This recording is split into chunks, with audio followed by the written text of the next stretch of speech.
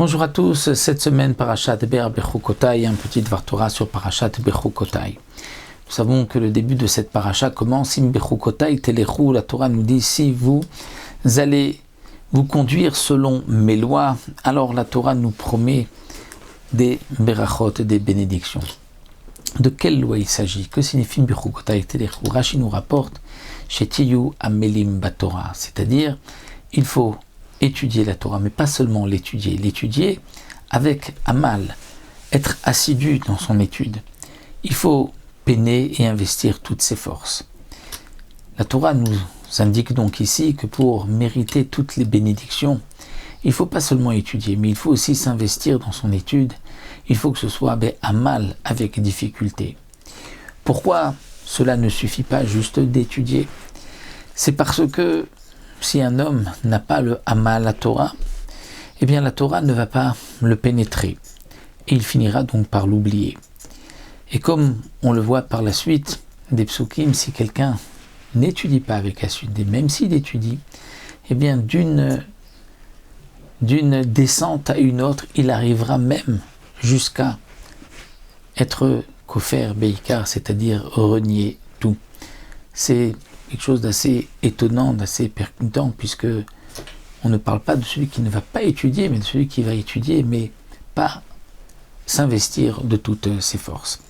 Et le Rav Dessler nous explique que dans tous les domaines de la vie, lorsqu'un homme se donne du mal à faire quelque chose, eh bien il va s'y attacher, il va aimer cette chose-là en fonction de son investissement. Lorsque quelqu'un va planter un arbre, il va désherber autour, il va l'arroser, il va s'en occuper, eh bien, il va s'attacher à cet arbre, il va même l'aimer. Donc de même pour celui qui va s'investir dans l'étude de la Torah, il va être pénétré par l'étude de la Torah et il va donc même par la suite l'aimer et s'attacher à elle et elle deviendra une partie de lui-même. Nous avons une Gemara qui nous dit Ashrei Misheba Lekan ve Talmud Beyado.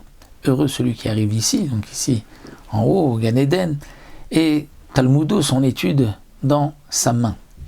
Le Rav Dessler se pose la question, pourquoi dans la main? L'étude, ce n'est pas dans la tête. Rav Dessler déduit qu'en fait compte, ce qui est marqué ici dans sa main, ce n'est pas l'étude qu'il aura étudiée, mais c'est dans la main, c'est-à-dire l'investissement de son étude, combien il a peiné pour pouvoir étudier. Le Rav Dessler nous dit que si quelqu'un a étudié dans son monde, si c'est un grand Talmid Chacham, mais c'est parce que il est particulièrement intelligent et qu'il se souvient de tout, il a une mémoire phénoménale, mais qui ne s'est pas investi dans son étude, et bien lorsqu'il arrivera en haut, il sera, dit Rav Dessler, amaretz, ignorant. Inversement, celui qui a peiné pour étudier, mais il n'en avait pas les capacités, il n'avait pas la mémoire, il ne se rappelle pas, mais il peine encore une fois, lorsqu'il arrivera là-haut, il sera le Talmid Chacham.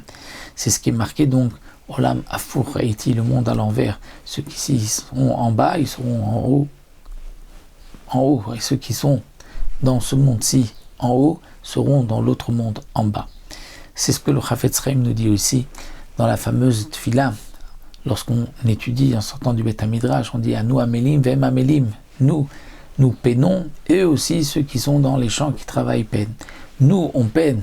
Mais on reçoit une récompense, mais eux n'en reçoivent pas. Le Chafetz Chaim pose la question, pourquoi ils n'en reçoivent pas? Aussi, ils ont moins le salaire de leur travail. Alors le Chafetz Chaim répond que lorsque quelqu'un travaille, son salaire, c'est en fonction du résultat. Ce n'est pas en fonction des moyens, de la peine qu'il a donnée. Si quelqu'un a donné beaucoup de peine, mais qui n'a pas eu de résultat, eh bien, il n'aura rien. Alors que dans l'étude de la Torah, c'est le contraire. L'essentiel, ce n'est pas le résultat, mais c'est la peine, combien on s'est donné. C'est le Hamal.